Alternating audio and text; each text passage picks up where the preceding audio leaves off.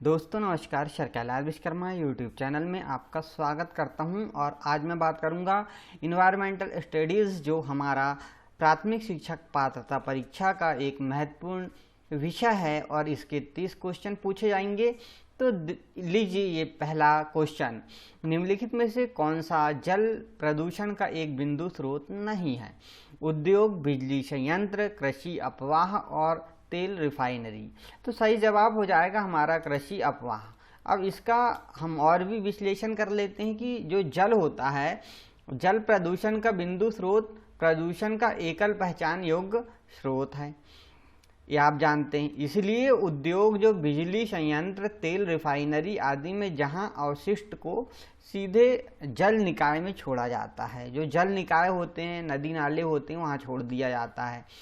कृषि अपवाह या भूमि अपवाह जल प्रदूषण का एक नॉन पॉइंट, यानी जिसका एक स्रोत नहीं होता, स्रोत है जहां किसी एक स्रोत की पहचान करना मुश्किल है। क्वेश्चन नंबर दूसरा हम देखते हैं कि बौने ग्रह प्लूटो की खोज किसने की थी? और 4 ऑप्शन, माइक ब्राउन ने, क्लाइड टॉम्बा ने, स्टीफन हॉकिंस ने या जॉर्डन पीटरसन ने। और सही जवाब है क्लाइड टॉम्बा ने। अच्छा, ये इसकी बात कर लेते हैं कि बौने ग्रह की खोज 1930 में क्लाइड टॉम्बा ने की थी। इसे 2006 में बोना ग्रह घोषित किया गया था और यह सूर्य की परिक्रमा करने वाला 9वां सबसे बड़ा और 10वां सबसे विशाल ग्रह पिंड भी है। क्वेश्चन नंबर अगला देखते हैं कि किस ग्रह को अपनी ओर वाला ग्रह कहा जाता है? पहला शुक्र, बुध, बृहस्पति और अरुण। तो सही जवाब है हमारा इसमें अरुण, क्योंकि आप जानते हैं कि अरुण ग्रह जो है सौरमंडल के सभी ग्रहों में द्वितीय है, क्योंकि यह अनिवार्य रूप से अपनी ओर की कक्षा में आता है। इसकी धुरी जो है सूर्य के लगभग लंबा झुकी हुई है।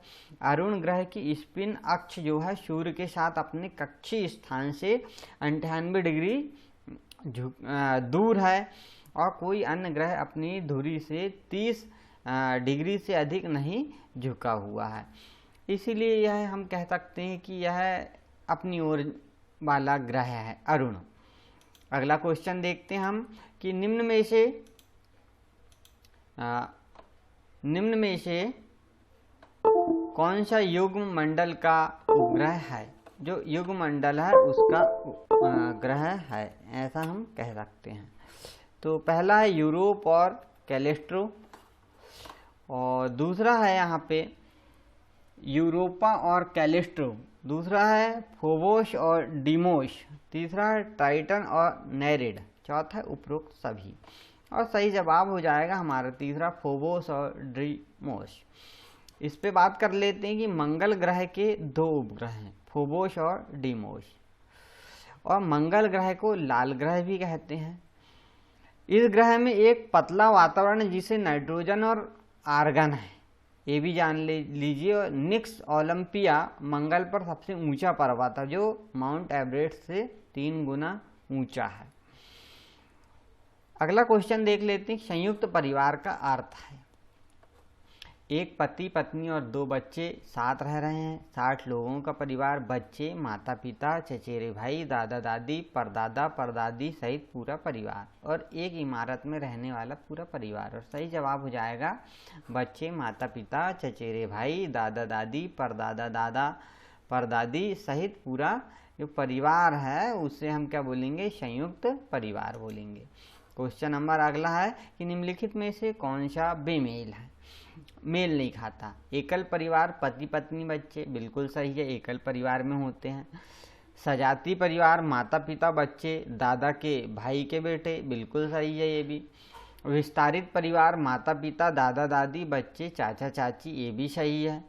मातृवंशीय परिवार, जैसे पति पत्नी, पति की माँ के रिश्तेदार, ये बेमेल हो गया मातृवंशीय परिवार में। अच्छा, क्यों होगा? क्योंकि आप जानते हैं कि मातृवंशीय परिवार दूसरे परिवार से अलग है और इसमें पत्नी के परिवार के सदस्य शामिल हैं। यह एक परिवार है जहां माँ परिवार का नेतृत्व करती है और इस प्रकार के परिवार जोड़े में शादी के बाद पत्नी के परिवार के साथ या उसके पास रहने लगते हैं। ठीक है, घर जमाई कहते हैं जिसको, इसलिए बेमेल है। अगला क्वेश्चन है, बाढ़ से सुरक्षा के लिए निम्न में से कौन सा आश्रय स्थल उपयुक्त है? मिट्टी की दीवारों और पत्तियों से बना घास फूस का घर, सीमेंट और ईंट से बना घर, विभिन्न प्रकार की चादरों से बना तंबू, या लकड़ी या एल्यूमिनियम की सहायता से बांस का बना घर। और सही जवाब है लकड़ी या एल्यूमिनियम की सहायता से बांस पर बना जो घर है बाढ़ से सुरक्षा के लिए आश्रय स्थल उपयुक्त होगा। अगला क्वेश्चन देखते हैं, निम्नलिखित में से कौन सा कथन गांव की आकृति और आकार को प्रभावित करता है?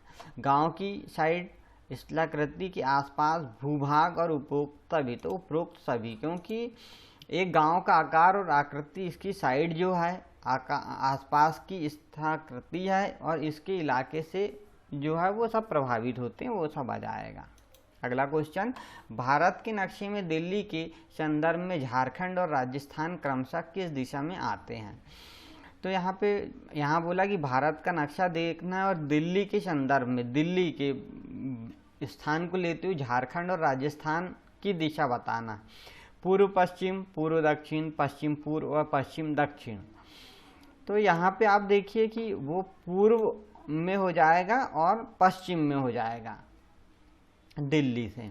अगला क्वेश्चन लेते हैं, लगभग पृथ्वी पर ताज़ा जल किस मात्रा में उपस्थित है? पृथ्वी पर उपस्थित केवल 3% जल ही मीठा जल है। दूसरा, पृथ्वी पर उपस्थित केवल 8% जल ही मीठा जल है। पृथ्वी पर उपस्थित केवल 12% जल ही मीठा जल है और पृथ्वी पर उपस्थित केवल 1% जल ही मीठा जल है। और यहाँ पे सही जवाब हो जाएगा हमारा कि पृथ्वी पर उपस्थित केवल 3% जल ही मीठा जल है, क्योंकि आप जानते हैं कि पृथ्वी पर मौजूद पानी का लगभग 3% जल ताज़ा जल है, बाकी 97% नमकीन है और इसके कारण पृथ्वी पर समुद्री जल के रूप में मौजूद है। और बाकी आप ये भी जानते हैं, और मीठे जल में बर्फ़ की चादरें, बर्फ़ की चोटियाँ भी पाई जाती है। आप देखते हैं जैसे मलेशिया हिमखंड, दलदल, तालाब, झील, नदी और भूजल आदि भी होते हैं। अगला क्वेश्चन लेते हैं हम, पृथ्वी को नील ग्रह क्यों कहते हैं? क्योंकि ये पृथ्वी बर्फ से ढकी हुई है, पृथ्वी हरे जंगलों से ढकी हुई है, पृथ्वी सतह पर 71% जल भाग से घिरा है और पृथ्वी रेत से ढकी हुई है। तो सही जवाब हो जाएगा कि पृथ्वी सतह पर का 71% जल भाग से घिरा है, इसीलिए पृथ्वी को नील ग्रह कहते हैं, प्रचुर मात्रा में यह है। और आकाश से जब देखते हैं तो इसका रंग हमें नीला दिखाई देता है। अगला क्वेश्चन, मधुबनी चित्रों में निम्न में से किस चित्र का उपयोग चित्रों को सुंदरता प्रदान करने के लिए किया जाता है? सोने की धूल, चांदी की धूल, चावल के आटे का लेप और पौधे द्वारा प्राप्त गोंद। और सही जवाब हो जाएगा चावल के आटे का लेप। अगला क्वेश्चन देखते हैं, और यह है कि इस ब्रह्मांड में पाई जाने वाली वस्तुएं जिस पदार्थ से निर्मित है वह कहलाता है? तत्व, पदार्थ, यौगिक या इनमें से कोई नहीं? तो सही जवाब है पदार्थ, क्योंकि इस ब्रह्मांड में सभी वस्तु जिस पदार्थ में निर्मित है उसे हम द्रव्य कहा जाता है। हमारे आसपास की हर वस्तु, वायु जो हम श्वास के रूप में ग्रहण करते हैं, भोजन, पत्थर, बादल, तारे, पौधे, जल, जानवर, सब कुछ पदार्थ से बना है। और बात करेंगे अगले क्वेश्चन की कि निम्न में से द्रव्य की ऐसी कौन सी अवस्था जिसका कोई निश्चित आकार और आयतन नहीं होता? ठोस, द्रव्य, गैस और परमाणु। तो गैस जो है इसका कोई आयतन, आकार दोनों निश्चित नहीं होते। अवस्था में आयतन और आकार कहाँ निश्चित होते हैं? वायु, गैस सदैव गतिमान है, गैस के अणु के बीच इतना स्थान होता है कि आप उनके चारों ओर आसानी से घूम सकते हैं।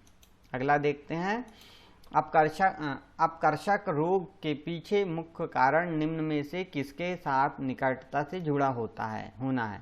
आनुवांशिकता, असंतृप्तता, वसा, समृद्ध जीवन शैली, प्रोटीन में आहार की कमी। और सही जवाब हो जाएगा समृद्ध जीवन शैली, क्योंकि एक सतत प्रक्रिया में अपक्षयी कोशिका परिवर्तनों पर आधारित है और समय के साथ तेजी से बिगड़ती है। जिसके परिणाम स्वरूप रोग उत्पन्न होता है। यह बीमारी जीवन शैली जैसे व्यायाम या खाने की आदतों के कारण हो सकती है। अगला क्वेश्चन देखते हैं, वलसाड का भोजन क्या है? वहाँ सरसों के तेल में पकी मछली है, चावल, चाय और मीठा भात सूखो, या फिर बटाटा बड़ा और पूरी सूख और दूध है, या फिर नारियल के तेल में पकी मछली है। सही जवाब है बटाटा बड़ा पूरी सूख और दूध है। अगला क्वेश्चन है, निम्नलिखित में से किस विटामिन को आमतौर पर एर्गो कैल्सीफेरोल के रूप में जाना जाता है? विटामिन D2 को, विटामिन D5 को, विटामिन B6 को, विटामिन B2 को। और इसका हम सही जवाब देते हैं कि विटामिन D2 को, क्योंकि एल्गोसिफेरोल विटामिन D2 का रासायनिक नाम है। अगला क्वेश्चन है कि खाद्य श्रृंखला प्रभावित होती है मानव की गतिविधियों से, प्राकृतिक घटनाओं से, या दोनों से? और उपरोक्त में कोई नहीं, तो ये दोनों से होती है, क्योंकि मानव गतिविधि और प्राकृतिक घटनाओं दोनों से ही खाद्य श्रृंखला प्रभावित हो जाएगी। अगला क्वेश्चन है, जो समाज है, समाज अपना विकास और प्रगति कहाँ से शुरू करता है? विद्यालय से, परिवार से, खेल के मैदान से, और उपरोक्त सभी से? तो ये परिवार से, क्योंकि परिवार एक ऐसा स्थान जहाँ समाज अपना विकास और प्रगति शुरू करता है। एक बच्चा परिवार में जन्म लेता है और यहाँ से बच्चे भावनाओं को पेश करते हैं और अपने परिवार से इतनी सारी चीज़ें, प्यार, बलिदान, सुरक्षा, आज़ादी, अनुष्ठान इत्यादि का अधिग्रहण करते हैं। अगला क्वेश्चन देखते हैं हम कि भारत में ठंडे रेगिस्तान मानसून से प्रभावित क्यों नहीं होते? अब 4 ऑप्शन की ठंडे रेगिस्तान हिमालय की वृष्टि छाया में होते हैं, ठंडे रेगिस्तान में हवा बहुत पतली होती है, ठंडे रेगिस्तान बहुत ऊंचाई पर है, ठंडे रेगिस्तान में गर्मियां और बेहद ठंडी सर्दियां हैं। तो सही जवाब है कि ठंडे रेगिस्तान हिमालय की वृष्टि छाया में होते हैं। अगला क्वेश्चन देख लेते हैं हम कि सीखने के सिद्धांत के रचनात्मक सिद्धांत में से निम्न में से कौन सी शिक्षक की भूमिका है? पहला, संज्ञानात्मक पहलू पर ध्यान केंद्रित करना, दूसरा, सामाजिक पहलुओं को महत्व देना, तीसरा, शिक्षण द्वारा व्यवहार सीखना, और चौथा, परिणाम हेतु बच्चे को सुविधा प्रदान करना। और सही जवाब सामाजिक पहलुओं को महत्व देना, क्योंकि रचनात्मकता सिद्धांत लेओ विगोत्स्की का है और वर्नर द्वारा दिया गया। इसके पीछे मुख्य विचार है कि ज्ञान है जो कि पूरी दुनिया के बारे में अनुभव प्रदान करके बनाया गया है, और इसका उपयोग शिक्षा के प्राथमिक तौर पर किया जाता है, और शिक्षक की भूमिका दुनिया के संदर्भ में सामाजिक पहलुओं को प्रदान करने की होती है। अन्य सिद्धांत में संज्ञानात्मक सिद्धांत, व्यवहारवादी सिद्धांत और गेस्टाल्टवादी का सिद्धांत भी इसमें शामिल होता है। अगला क्वेश्चन देखते हैं कि निम्नलिखित में से कौन सा पर्यावरण के महत्व से संबंधित नहीं है? प्राकृतिक, सामाजिक और सांस्कृतिक वातावरण के बीच बच्चों संबंधों को स्थापित करना और समझना, अन्वेषण में संलग्न और प्रायोगिक गतिविधि, अच्छे अंक प्राप्त करने के लिए सही परिभाषाओं और अवधारणाओं को सीखने में सहायता करता है। इनमें से कोई नहीं। और सही जवाब हो जाएगा कि अच्छे अंक प्राप्त करने के लिए सही परिभाषाओं और अवधारणाओं को सीखने में सहायता करता है।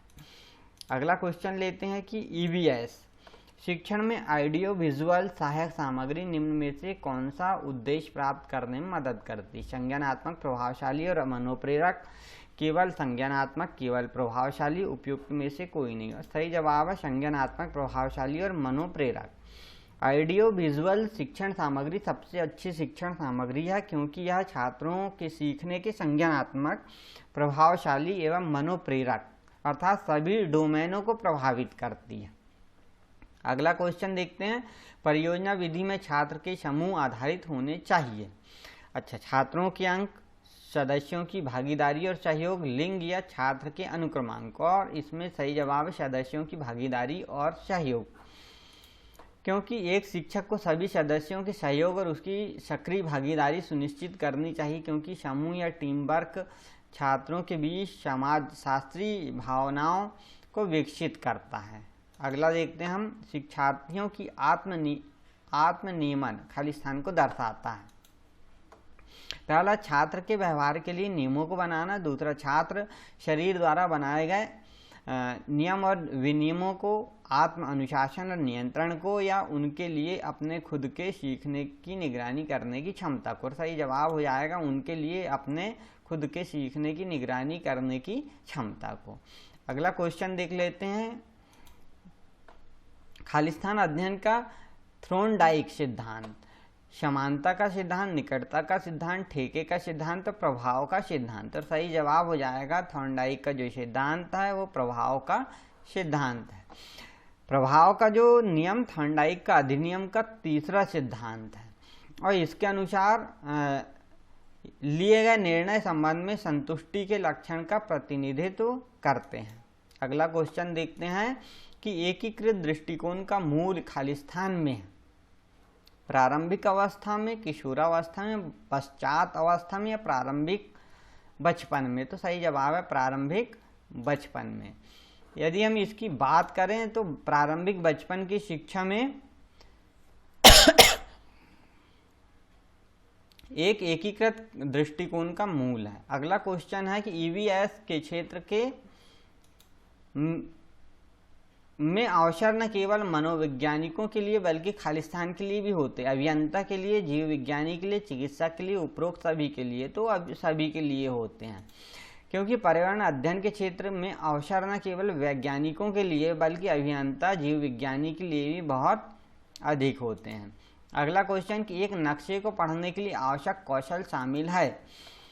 उत्कृष्ट ड्राइंग और पेंटिंग कौशल, स्थानों, दूरी और दिशाओं के सापेक्षिक स्थिति को समझने की क्षमता, उत्कृष्ट संचार कौशल, एक ग्लोब स्थिति को आरेखित करने और पर गणना करने की क्षमता। और सही जवाब है स्थानों, दूरी और दिशा के सापेक्षिक स्थिति को समझने की क्षमता।